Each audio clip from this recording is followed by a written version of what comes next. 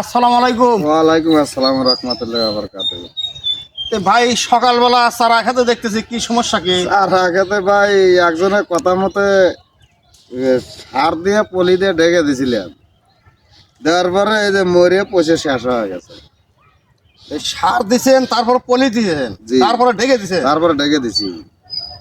এই বাংলাদেশ জুড়ে কি এইরকমই আবাদ কি এইরকমই করে নাকি? না, এবারে কুয়াশার কারণে এভাবে হয়ে গেছে। তা আপনাকে অসংখ্য ধন্যবাদ।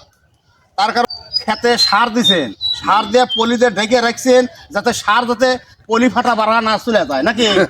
হ্যাঁ, আপনার মতো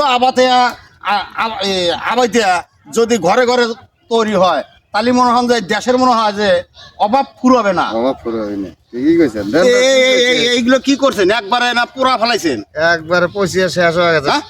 সার দিয়ে পলি দিয়ে ঢাকা হয়েছিল, ঢাকার কারণে এই অবস্থা হয়ে গেছে। এই আশেপাশে চারাগুলো দেখতেছি কত সুন্দর, তোমার তা পুরে